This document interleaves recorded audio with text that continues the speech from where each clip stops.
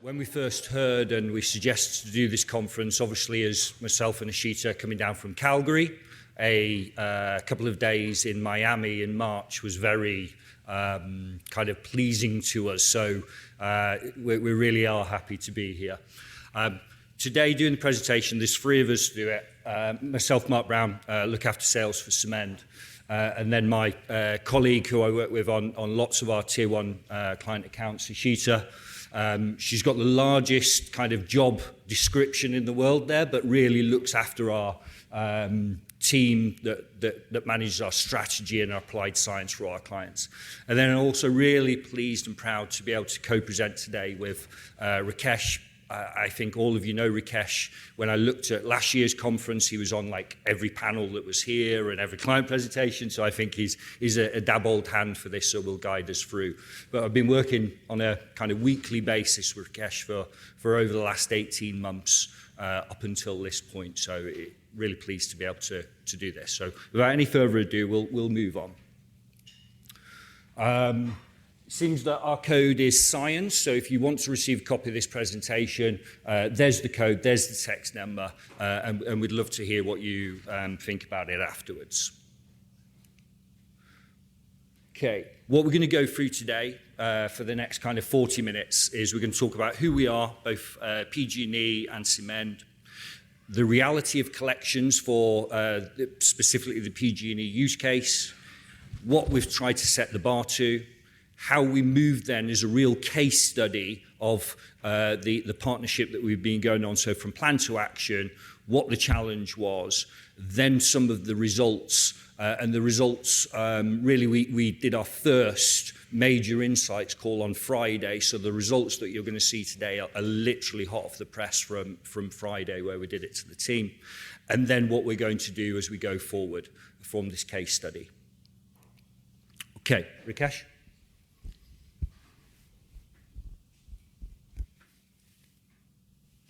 All right. Hey, thanks, Mark. So like everyone else, you talked earlier about the struggles of utilities are real, especially if you're in California or like New York. Our struggles are way real, right? We have some of the most loose regulations out there that are super customer friendly. Me going to my executive VP and saying, right now, our overall accounts receivable, even coming off of COVID, is 4 times higher than pre-pandemic stages. Sit down for a second here. During pandemic, we got high as like $1.2 billion in outstanding AR. We've been able to bring it down to right now is roughly around $750 million-ish, still outstanding. And there's a lot of reasons why that's happening, right? Well, we have limitation on the number of customers we can disconnect. We only can disconnect 3.5% of our eligible population. I was kind of smiling yesterday when some of the utilities were talking about, high bills and pay plans. We are mandated to give customers 24-month pay plans that they can break twice within that. So basically just kicking there. And then once they are no longer qualified for them, mandated to give everyone a 12-month pay plan. Right?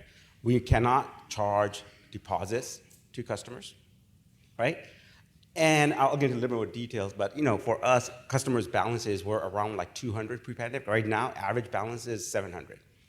So, this is me telling my EV, here's all the struggles. And he's a very great motivator speaker. He told me to suck it up, buttercup. Right? And I'm sure a lot of you guys probably have that, right? Just get it done. And so part of what we wanted to do is, Mark, if you can go to the next slide, we wanted to really get a partner with us that was going to help us focus on not just reducing AR, but the struggles are real, right? Because the more text messaging you send, the more call-outs you do, that's going to drive calls to the contact center. So one of the big solve was we want to do a lot of this stuff, but we cannot drive calls into the contact centers. We're going to have to kind of measure them. So we need a lot more insights on what's happening to the contact center, right? Kind of on the left side, you see, all the regulatory stuff that we have to do. I mean, California is crazy. I mean, we have limitation on just not only the disconnection rate, but we only can do 30% in zip code, right? Which makes it even harder because, I mean, most of you guys know, you have populations, right? So you have, unfortunately, there's zip codes and areas that are more delinquent than other. And again, this is the commission's way of saying, at least in California, disproportionately, you're not disconnecting the lower income customer base. So that's why they kind of put all these restrictions on us, right? But, the challenge is, like, again, no different than anyone else. Legacy system, right? We can't get anything done. Our heavily customizable system that we have right now, Adam, we're like you, I don't know how old our system is, but you can't touch it because if you touch the system, just testing any new product within it, it takes forever. And then, our system by disconnection is not designed with all of these changes. So kind of stuff what we wanted, and this is kind of my base requirement. It had to be a one-stop partner. What does that mean?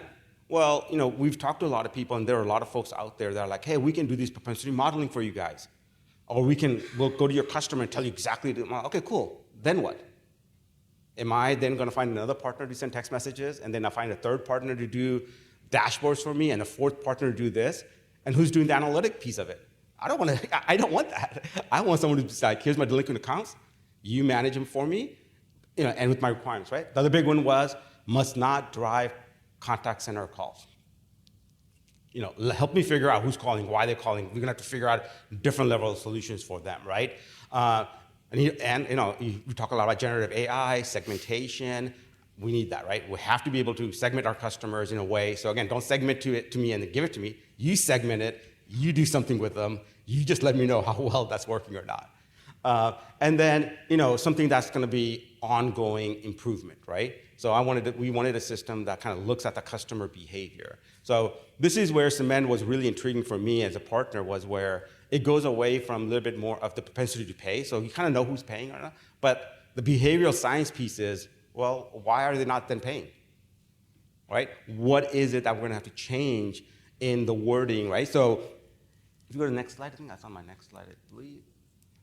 Yeah, so these are some of the big different things that we had, right? We want to improve our cure rates, reduce our inbound calls. We had like 13 different programs that we were offering to customers. So we want to integrate all of that into a solution, right? And it was a lot, right? And also at the same time, we wanted to do it where we could test this out before integrating it into our system. So we kind of really had to figure out, and in later slides, I'll show you some of the challenges that happened, right? And, the reality of, as all of you guys know, disconnection, your cure rate is like 90 whatever percent. That's the best level. But if you don't have that, what is my next best option? Okay. So just a really quick introduction to Symend and what our ethos is.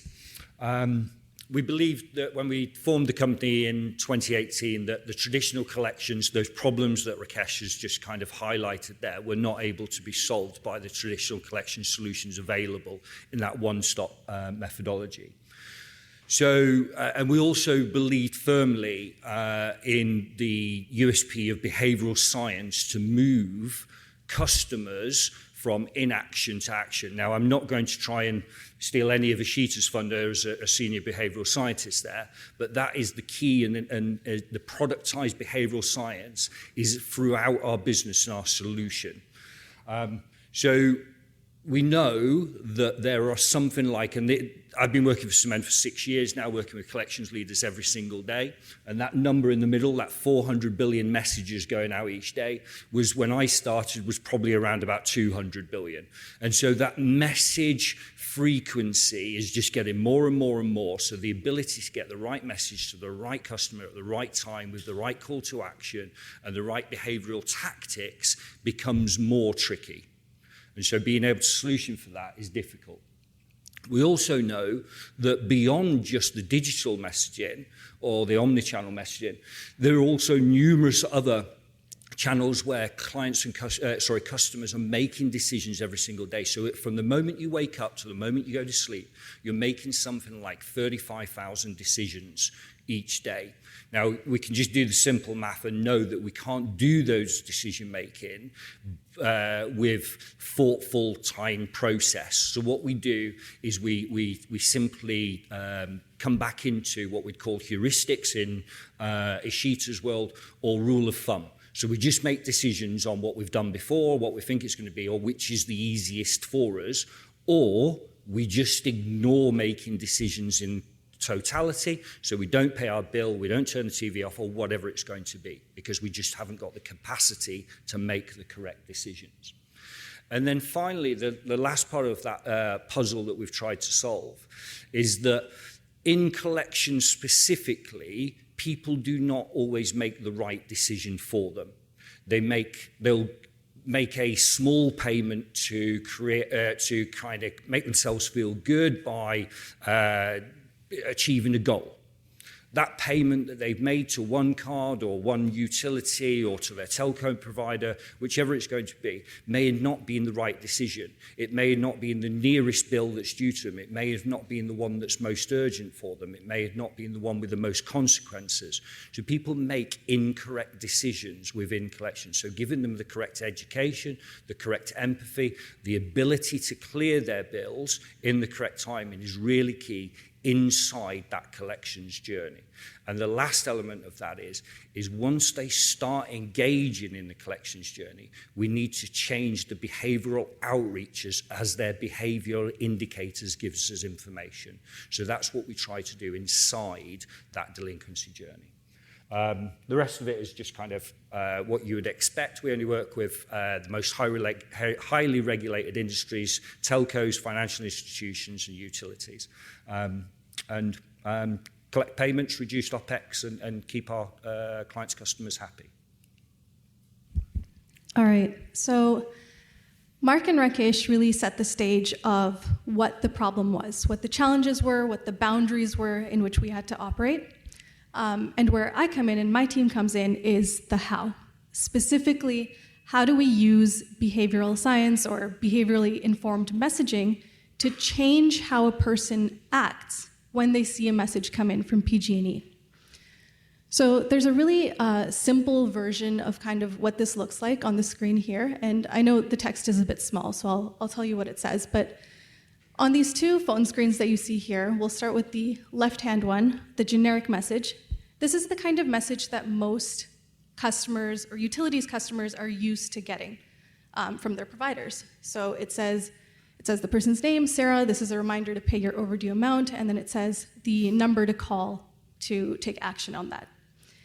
And there's nothing inherently wrong with this message, it's just inert. So it's not actually, if a customer is feeling anxious or overwhelmed or feeling stressed out about their financial situation or their bills, this kind of message isn't necessarily going to be what motivates them to change that behavior. And if they're feeling particularly anxious, it might actually make that worse. If you look at the message on the right-hand side, it's just a very simple example of what a behaviorally informed message could sound like. So it's the same customer name, it's the same amount due, but let's just start with that first phrase. It says, Sarah, you're usually on time with your payments. And now what this sentence is doing is something really particular. You might have heard of it. It's called cognitive dissonance. So it's really highlighting that gap between who that customer thinks she is, the identity of that customer. I'm usually someone who pays on time. And it's highlighting that gap between who they think they are and what the status of their account actually is. So that gap between who they intend to be and who they actually are in this moment. And that gap can be really motivating. It could be the thing that motivates that person to click that make a payment button. And again, this is just one example. I'll talk through some more. But something that I'm really proud of in this partnership with PG&E is that we were able to evolve PG&E's messaging strategy from 3 messages to 260 unique messages. And these messages are based on where someone is in the delinquency cycle, You can imagine someone who's only 3 weeks past due for the first time should probably be getting different language and different framing from someone who's 6 months past due and is frequently delinquent. It's also based on the persona or archetype that person fits into, which I'll also go into more detail in future slides. And it's also based on the timing. The timing I already mentioned. It's also based on how the customer is responding to our outreaches in that delinquency journey. So I'll spend a moment on this slide as well, because it's really foundational to what my team does and what Symend does as a whole. An assumption that I've heard from a lot of teams that I've worked with, both in utilities and other verticals as well, is that customers who won't pay can't pay, full stop. And that might be true for some customers, but there is a significant proportion of people who aren't paying for other reasons. And that might be things like shame, it might be avoidance, it might be feeling overwhelmed by the hundreds of messages and emails and texts they're getting every day. It could be feeling overwhelmed, like a situation is just snowballing, so they just feel like anything that they're gonna do isn't gonna be making a big difference anyways. Whatever that reason is, what I'm trying to get at here is that there's a group of customers who can engage, but the friction of engaging feels worse than the friction of avoiding or ignoring that message. And that's who we're trying to address. So each of the behavioral tactics on the slide, as well as the dozens others that we use, address a certain mental or psychological barrier or a facilitator that we can harness in these messages.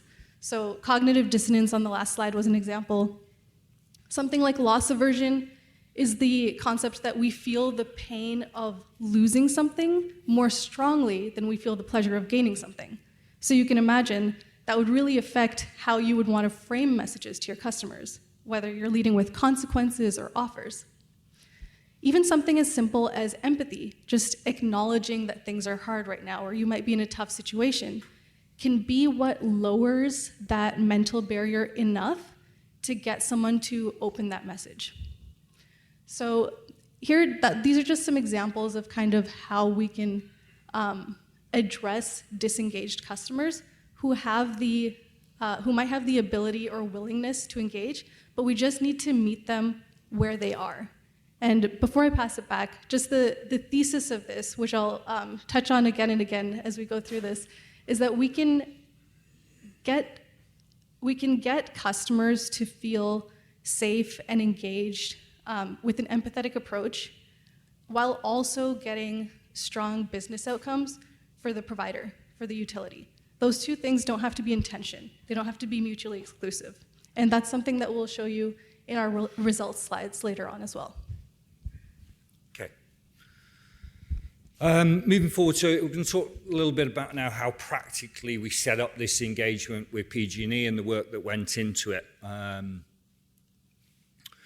so after we'd completed the standard sales cycle, gone through the contracting, the onboarding, the security reviews, the model governance reviews, all of that stuff that is required to make sure that you have a solid foundational partnership that's trusted between the two teams, between the client and the vendor.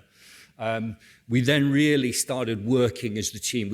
I believe that we set it up tremendously for success by doing lots of discussions, weekly meetings with the team, setting up a correct project team that would work on this.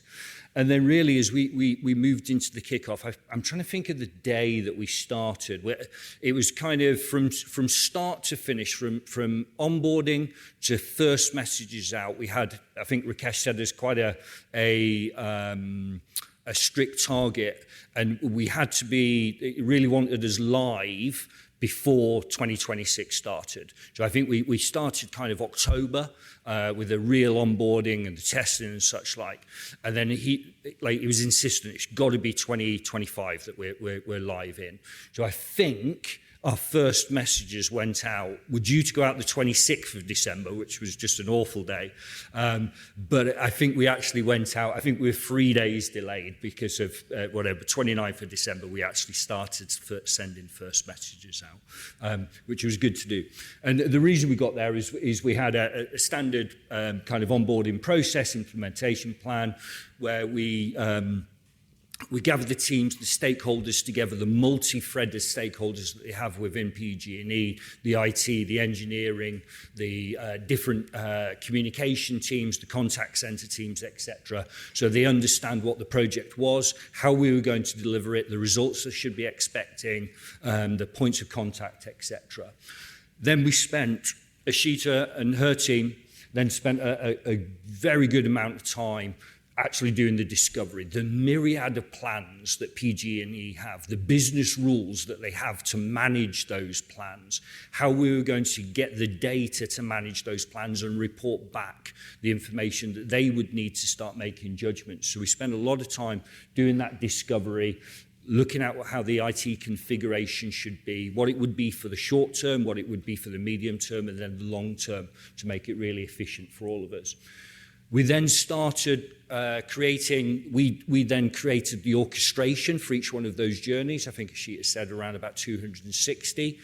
And so they had three initial journeys, and we started creating them for short-term delinquency, longer-term delinquency, plus also the hardship plans and the AMP plans they've got. So we've created journeys for all of those, plus also the messaging, the omni-channel messaging that's required for that. So all ready for Rakesh and his team to approve and edit, standard process through compliance and legal, through copy packages. Once they'd approved that, then our team got to work by, inside our platform, creating what that orchestrated journey would look like, creating all the copy, getting it ready, testing it, sending out with a small amount of batches to warm up the IP and ensure that there's nothing missed in the testing. And then I think on the 29th of December, we went live. We had a 10-day kind of warm-up plan to make sure that we hadn't missed anything. And then on the kind of 6th of January, I think it was, our evaluation period, I think, was looking at 50,000 customers. So by the 6th of January, I think we were up treating 50,000 customers per month for PG&E. And then the last element of that is, as I say, on Friday, we do weekly calls to update, but we also do kind of a standard insights call, a larger insights call that we did on Friday with these folks, where we took them through all their data that's been happening for the last kind of 60 days. And we're going to show some of those results and insights and how we would iterate from them in a moment. So I won't go into too much detail on this slide because Mark covered a portion of it in the last slide, but in terms of how we actually design strategy, it's really important, of course, to start with discovery. And I think this is one of the parts that I enjoy the most, because like Mark said, we're looking at the regulatory stuff, we're looking at the compliance and legal stuff, the key dates, the key consequences, but more importantly, or maybe more in depth, we're also trying to understand the texture of the client relationships, that the customer relationships that you have already. So we were trying to see how PG&E's customers respond to the current engagements that they have, the different kind of programs that they have. How do customers in early delinquency respond? How do customers in hardship programs respond? Because it's really important to try to capture that brand voice and preserve those customer relationships, because we're a white label service. So these are messages and outreaches that are going out to PG&E's customers coming from PG&E. So it was really important to us to keep going through, cycles of review and approval and revision, because nothing goes in front of these customers until we have PG&E's sign off on it. So that was a very important part of our process, and something that is really important to help build a personalized and bespoke strategy rather than just generic message templates. So here's an example of what a strategy would look like.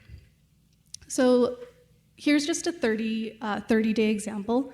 We treat PG&E's customers for over 300 days, so you can imagine how many of these they had to approve.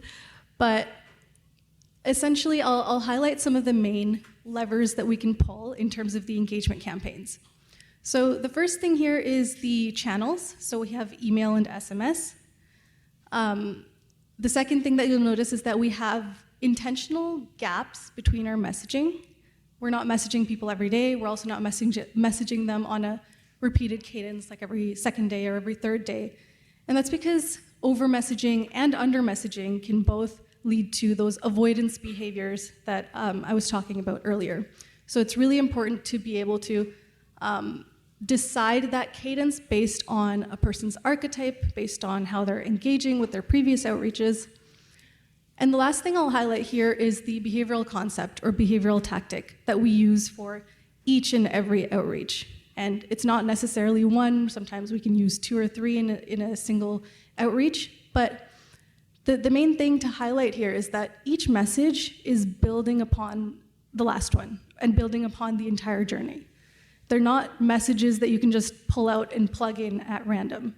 It's part of an entire coherent journey because, like I said earlier, an early stage delinquency is very different from late stage delinquency. So we're really trying to build that as a journey through the playbook and through the campaign.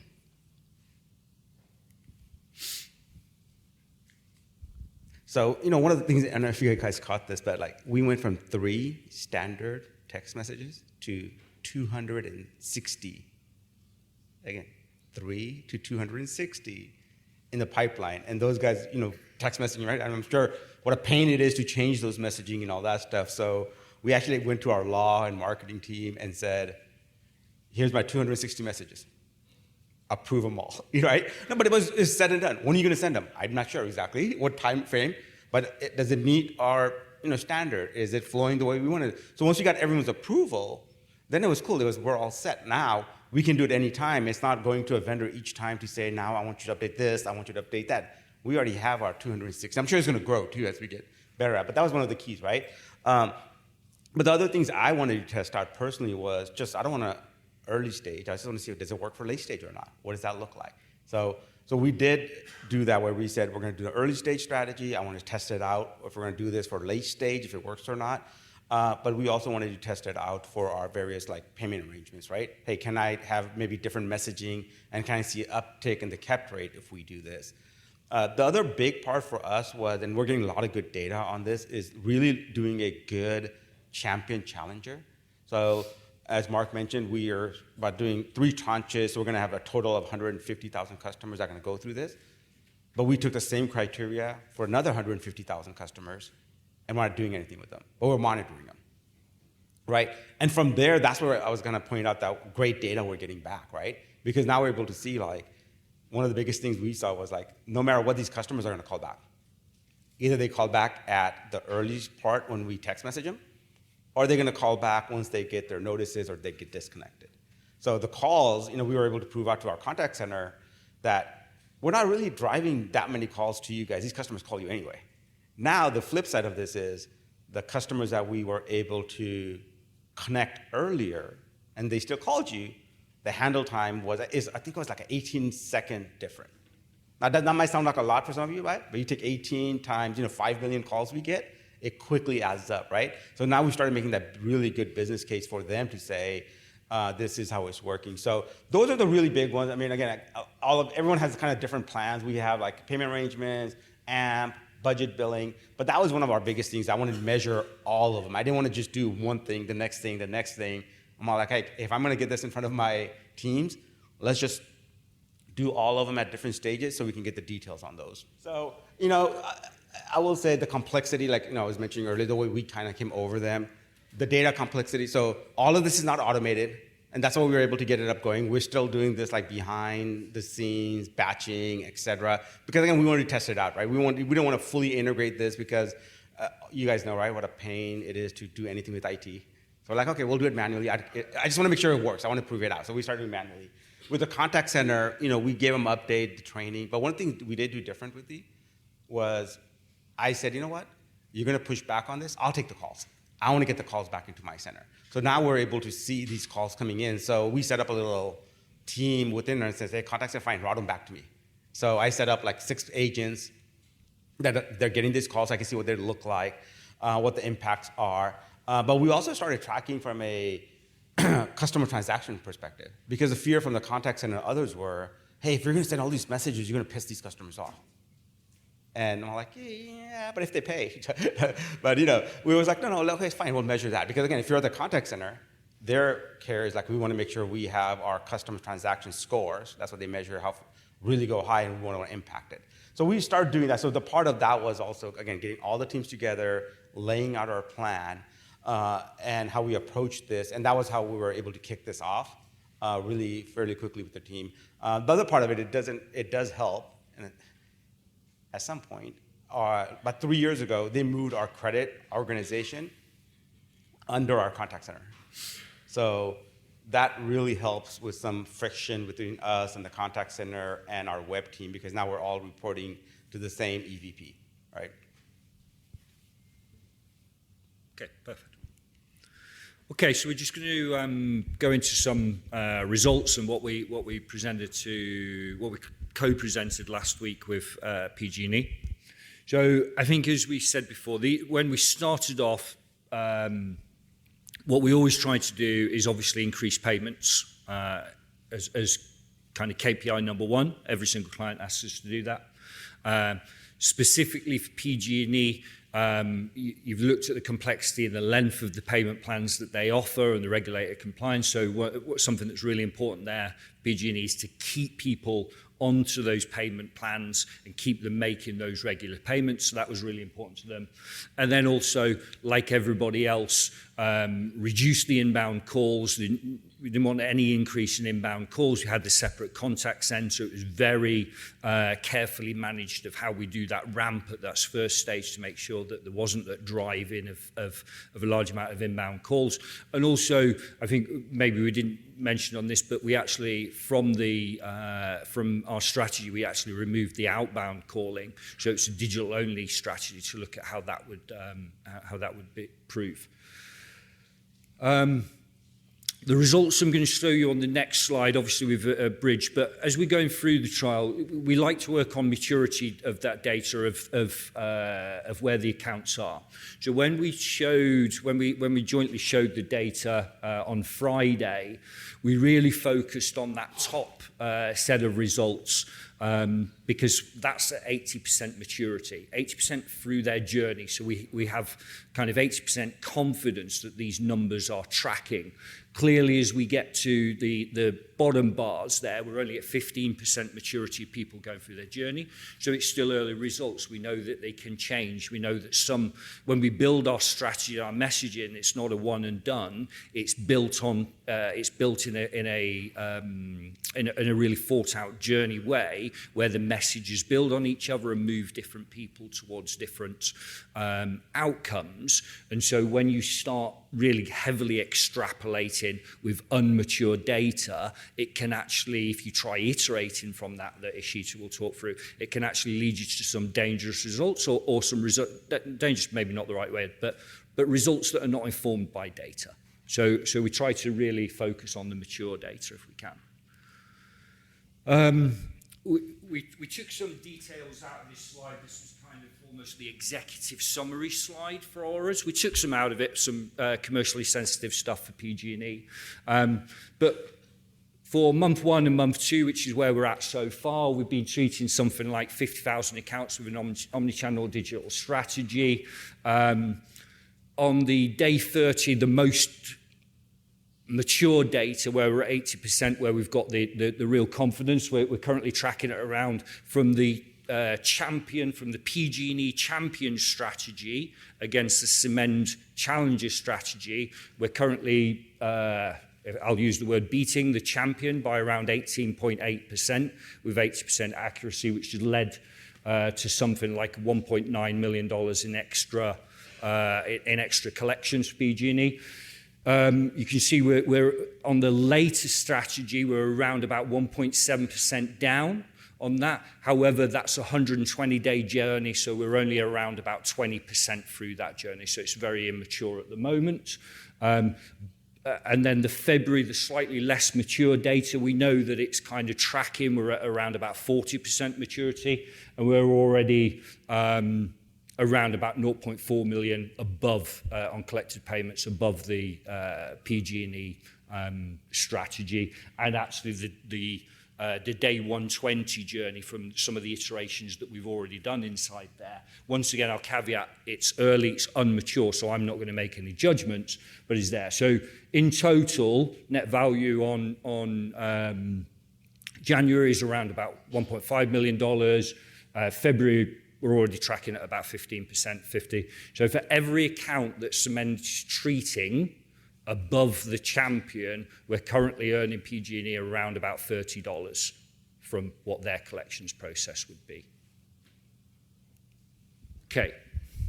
All right, so now we can talk about insights. This is also, I know I said discovery is one of my favorite parts, but this is one of my favorite parts as well.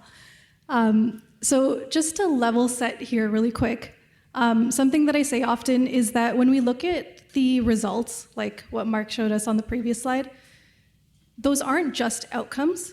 Those are also signals on what we can do going forward, how we can iterate, and the direction that we'll go in going forward.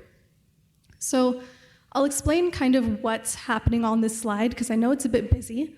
So just to orient you, at Symend, we use a delinquency archetypes framework, which is essentially just segmenting customers, creating personas for customers.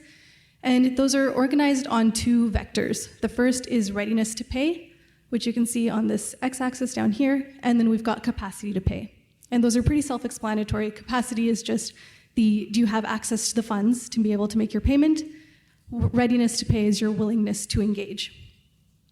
So I really wanted to highlight some insights that we can pull out of here.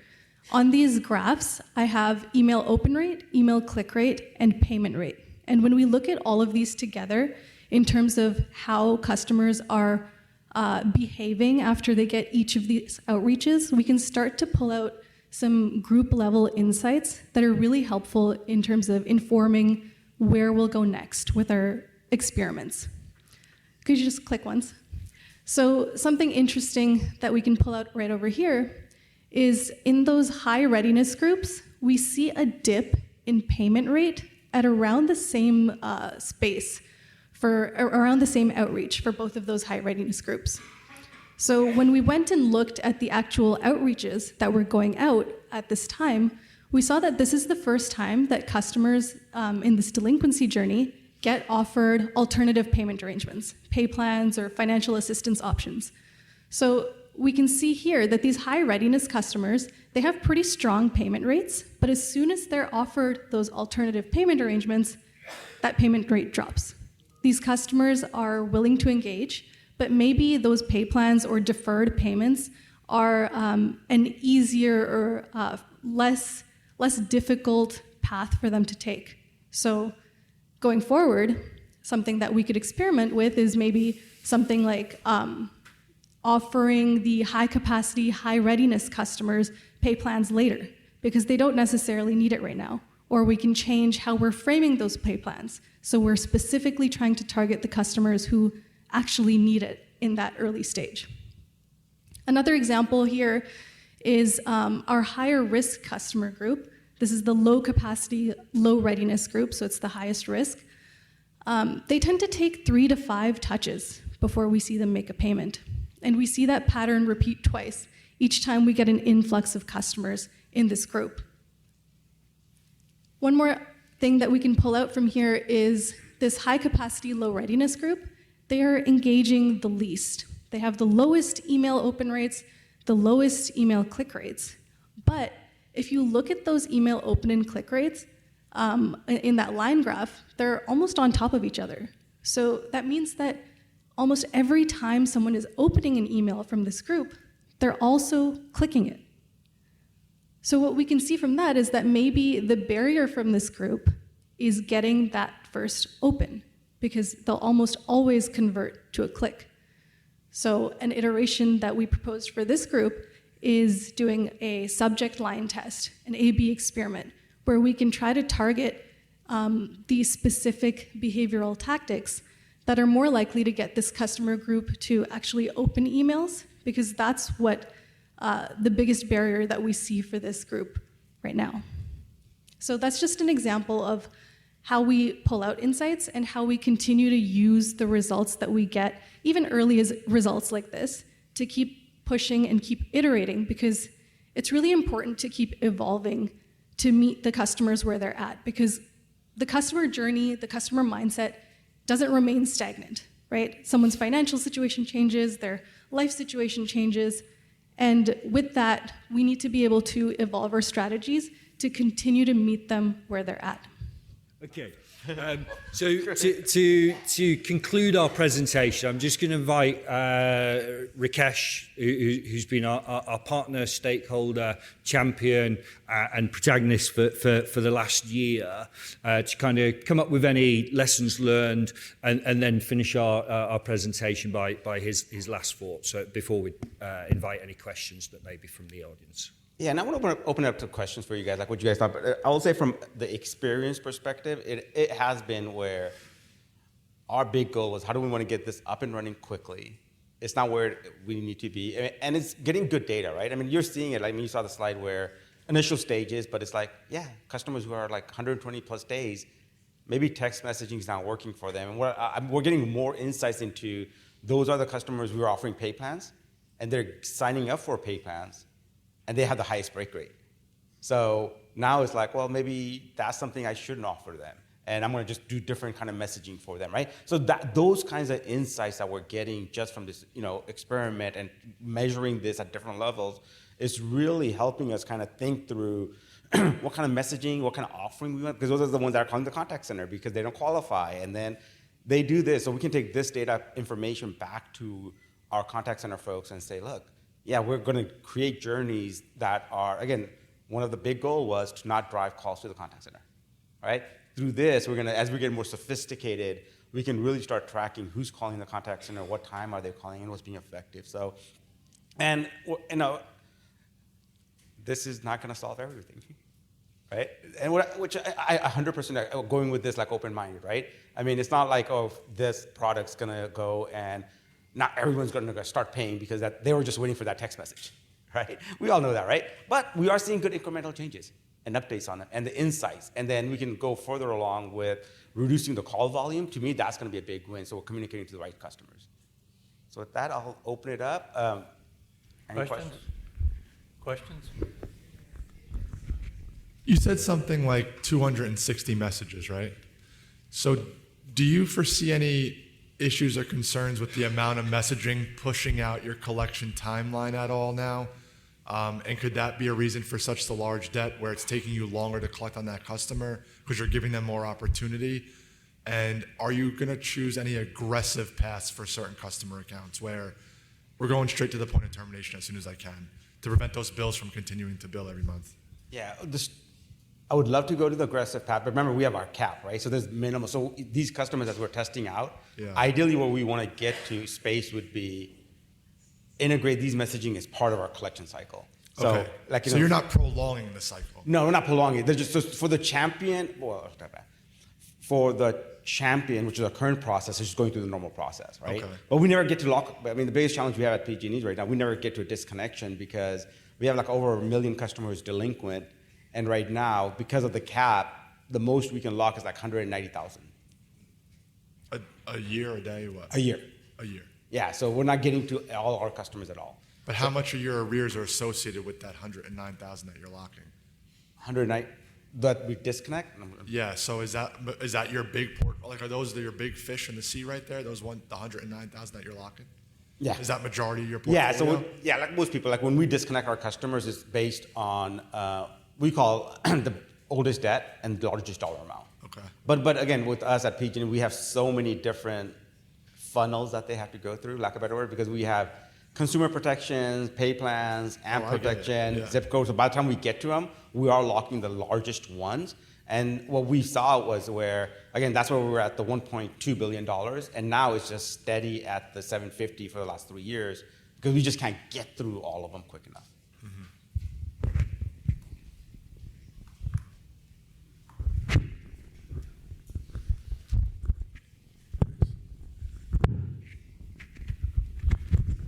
So I'm interested in, did you do any analytics around which day of the week is the most effective days to send your texts or your emails? Are you looking at that by customer? That's a really good question.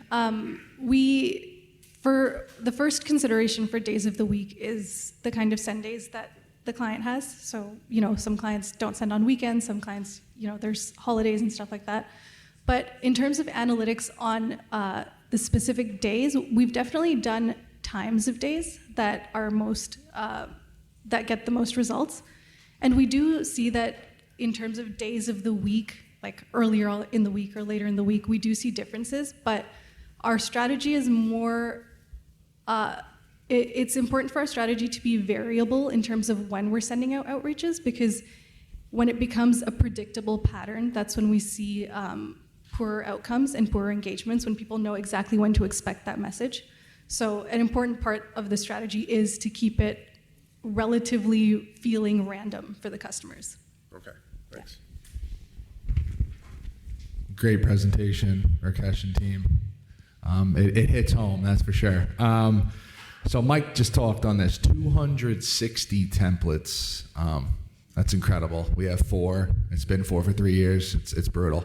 But that's why we have a new vendor coming in. So how often are you sending a text message to a customer? Our legal team is pushing pretty hard that it can't be more than 1 in 10 days. But I wanted to hear from you guys, how often are you sending that text to that customer who just continues to struggle? Okay. Rakesh can take the legal, but in terms of the frequency, it's kind of like the other answer I gave. Like we aren't restricted by PG&E to that degree, so we're definitely sending text messages more than once every 10 days. It's usually every few days, but like I said, we try to switch it up. Sometimes it'll be 2 days in a row. Sometimes it'll be, a gap of 6 days. So, yeah, I'll pass it on. So from a legal team perspective, what we said we're sending text messages to avoid the disconnection for the customer. So we kind of it's more of a preventive thing. And then per that, it doesn't fall into the TCPA and other regulations because of how often and frequency, because if you don't do this, the service is going to get disconnected. And I'll look it up, Adam, but there is a space on there, at least we identify, as long as it's to avoid disconnection or stoppage of service, you can send those text messages. Thanks.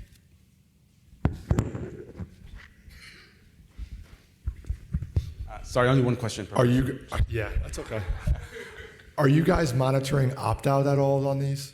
Opting out of the messaging, and what is that like? Are you seeing an increase with the number of messaging you're sending? Are certain customers opting out more than others, or? Yeah, we do monitor opt-outs. We monitor opens and human opens rather than just machine learning. So we're not seeing any increase in opt-out. We wouldn't expect to see that because our messaging, I think important where we talked about the 260 messages there. Our methodology is not to spam any customers. It's very much the opposite, actually. Those 260 messages are across multi-year campaigns, as we've showed. We don't just send messages across one campaign that's built for those different programs that we think, plus also to make it easier for the compliance and legals team. When we create that initial package of messaging, we want to allow iteration. What our teams do is we already pre-plan for iteration over that period. So we'll create the package of messaging, make it very simplistic for the client to approve, because it's very simplistic, it's done your tone and brand, but it also allows us then to build a sandbox of approved messages that once we start doing that testing and going back to weekly insights calls with the client saying, this message isn't quite hitting home, we think it should be moved here, or we think we should maybe change the subject heading, it's already approved, it's already in the sandbox, so we're able then with the client's approval to swap one message for another one. It's not done on a weekly basis, it's on a very controlled one, so as I say, we're very data-led, but I certainly wouldn't want to give the impression that we're creating 260 messages where they used to have 3 so we can spam. We send less messages. I don't know a client that we don't send less messages to once our orchestration is embedded than was with their original one. And for one more here. Thank you. So understanding that there's limited, I would say, interaction between, let's say, automation, between what you're doing today and exactly are the agents aware of all the text that each individual consumer is getting? So they know how to respond? Okay. Yeah, so thank you for the question. It's really good. So I'd answer that in a couple of ways. The first thing we did, Rakesh and team were really quite concentrated and clever on, they wanted the contact center team to be aware of this trial, they wanted it to be aware of what the implications were, and also best practice for dealing with the customers. So part one, myself, Ishita mainly, I kind of do it the royal we, but Ishita mainly, we went up to Sacramento, I think, just before Christmas, and we trained the contact center staff. This is what we're doing. This is the behavioral messaging. This is how we're expecting the customers to call in. So it was a very collaborative thing. I think it was a wonderful day, to be honest, where we were with those folks. So that was point one. And then point two, the platform itself has different export capabilities plus also customer trail. So the agent is able to, whether it's account number or a different identifier, is able to bring up that messaging that customer has received, see it in the exact render they've seen it, what other messaging they've received in that journey as well. So as they're having the discussion with the actual customer, is able to see the omni-channel digital messaging, whether that be email, SMS, or it could be, if we enacted generated voice, they could be seeing what the transcript of that voice was as well for the warm handoff. We haven't done voice in this trial so far, but we could do that too. Does that answer? Well, great. Thank you. That was fantastic. Thank you very much.